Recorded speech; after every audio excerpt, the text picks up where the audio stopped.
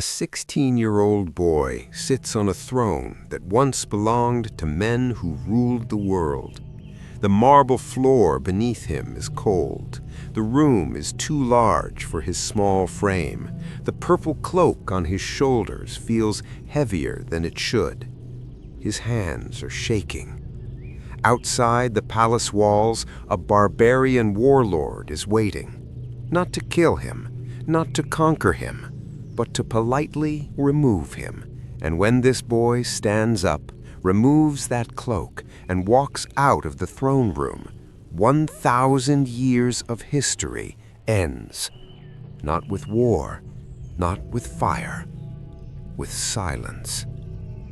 This is the true story of September 4th, 476 AD, the day the Western Roman Empire died, and almost no one noticed.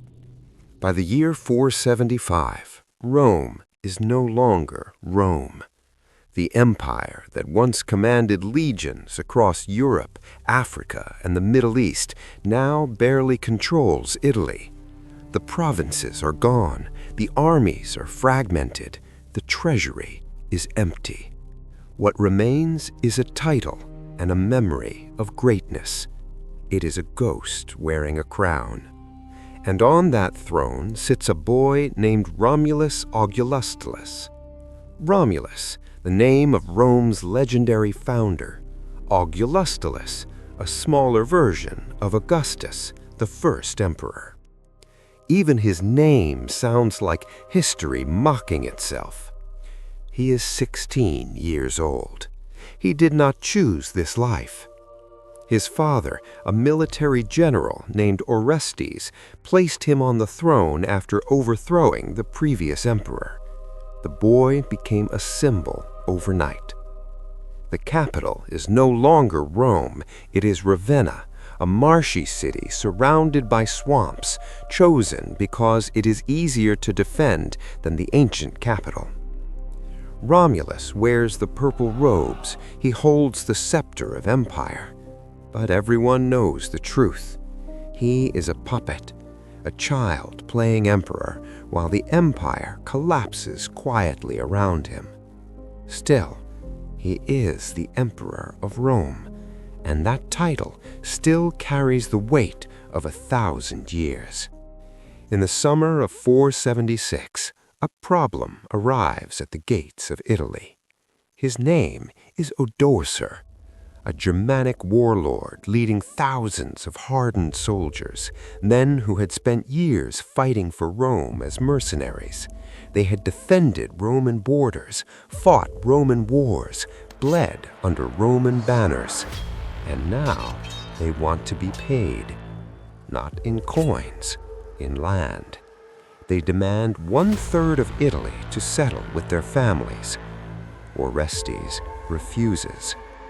That refusal quietly sealed Rome's fate. Within weeks, Odoacer marches toward Ravenna. Orestes attempts to resist. He fails.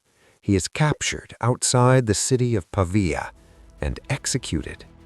Now there is no general, no protector, no army standing between Ravenna and Odoacer's men. Just a teenage boy in a palace, waiting. Odoacer enters Ravenna without a fight.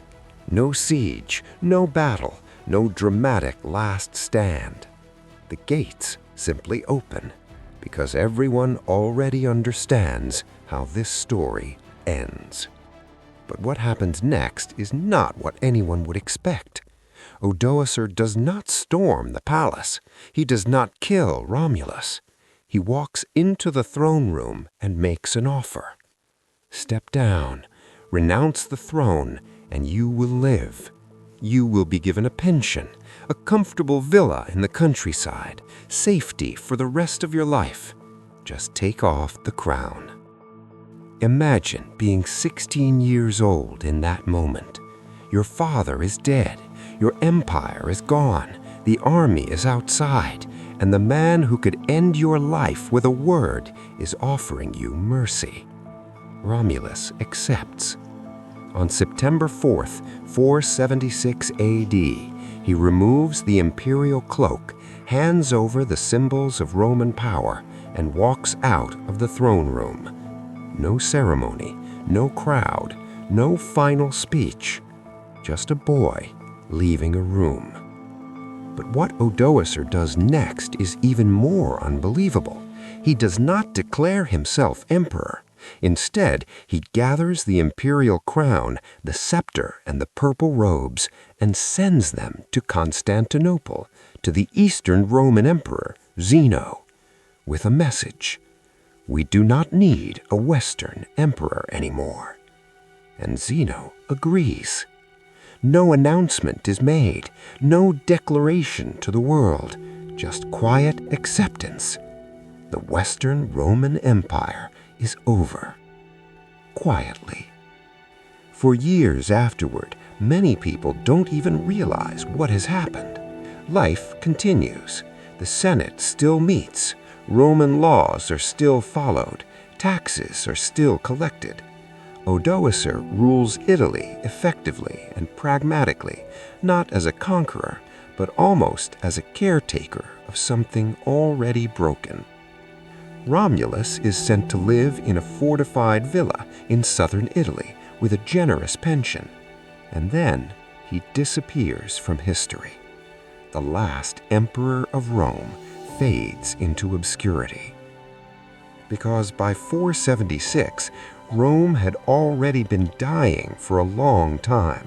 Sacked in 410, sacked again in 455, territories lost, armies divided, emperors powerless. They had become symbols, and symbols only matter if people still believe in them. By the time Romulus stepped down, no one believed. On September 4th, 476 AD, a boy walked out of a palace and unknowingly ended an empire that shaped the world for 1,000 years. The sun still rose the next morning. People still farmed their land. Markets still opened. Cities still stood.